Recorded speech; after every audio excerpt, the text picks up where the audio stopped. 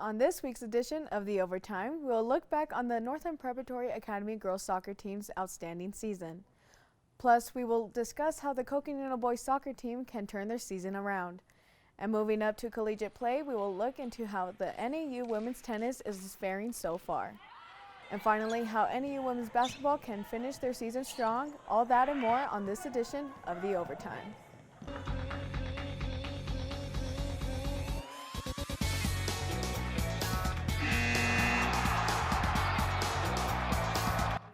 Thank you for joining us and welcome to this edition of The Overtime, Northern Arizona's only sports show.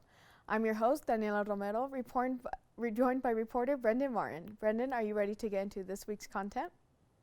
Thanks, Daniela. We have a lot to talk about this week, so let's jump right in. Starting off with NPA girls soccer, which recently finished a season to remember. After winning their fourth straight 2A state championship, this team could be considered a dynasty. Brendan, what can you tell us about their latest championship season? The Spartans of Northland Preparatory Academy pulled off one of the most dominant seasons ever imaginable. Our sports reporter Hannah Ware details the heroics of this historic Spartans team and where their key senior players are heading off to next.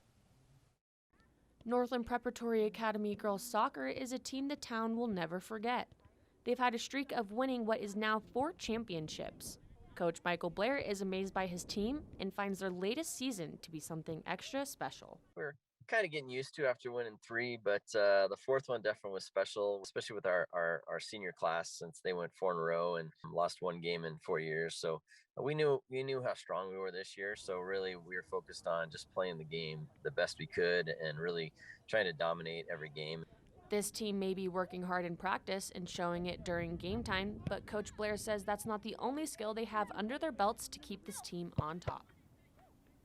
Especially with their knowledge of the game, so they use those brains, they use their intelligence to really translate it to the field, and that's where we beat teams. A lot of times we're not the most athletic, but we beat them by being the smartest. It isn't a key player that carries this team, but their ability to work well together that gives them the kind of status they have. Coach Keith Hovis says this kind of work ethic will take their departing seniors far in life. Most of our kids that are on the team are really good students. And so a lot of them may get a lot of soccer scholarship offers and different things to come and play, but they're also thinking academically and what they want to do in the future. So it's a balance thing. I mean, I know we'll have 3 or 4 kids that will go play and they'll probably sign here pretty soon. The Spartans were unstoppable last season in their path to yet another state title. Over the course of the season, they outscored their opponents by a combined total of 109-4. They never gave up more than 2 goals in a match and scored at least 4 times in all matches played. Their success was in part thanks to their trio of senior strikers. Leading the charge was Mia Blaire, who scored a team-high 25 goals and 30 assists. At her side was Hovis, who put up similar numbers with 23 goals and 24 assists. And last but not least, Ellie Karen provided a spark for her team with 22 goals and 16 assists. With these seniors graduating this year, they leave an amazing legacy that returning players will have to try and fill. Well, it seems that this team uses their smarts off the field and uses those same skills during the game. The Spartans have proven that it's not about athleticism, but using those team skills to dominate a game.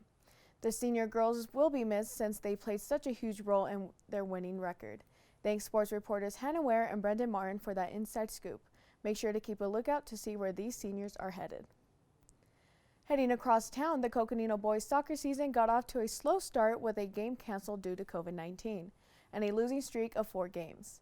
But they are working hard to get back into the playoff hunt. Brendan, what can they do to turn their record around?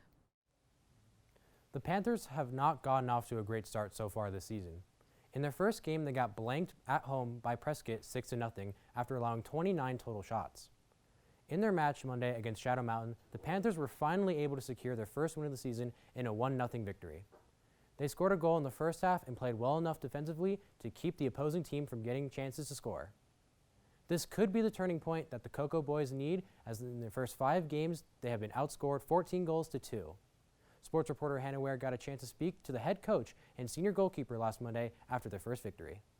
The Coconino Boys have had a tough season of losses and a canceled game so far. With COVID-19 affecting their practice time, Coach Kalani Kuwamo has a few words on how they are pushing through their season so far. Just taking one game at a time. It's just with the COVID not being able to practice, we're just expectation is play with what's in front of us and see what happens. After losing every game until last Monday, goalkeeper Israel Adams says it's important to keep a motivated mindset. We just try to make sure we stay positive, compliment each other on the good things, and then focus on just getting better every day, making sure we all just work as one team and have a good chemistry. The Panthers' game against the Shadow Mountain High School ended in a victory. This being their first win so far this season, they have had the urge to keep up their hard work and prove they have what it takes to flip the script. It means now that we have to push harder than these past weeks, and we just got to keep getting better every week and keep making sure we stay motivated. This team is looking hopeful after their first big win. After this week, the Panthers have 4 games left into the season to try to make a playoff push. At the time of recording, they will have played Lee Williams High School and are currently playing Barry Goldwater, both games being at home where they got their first win. Coming up, we'll check out the college athletics and their season so far. Stay with us.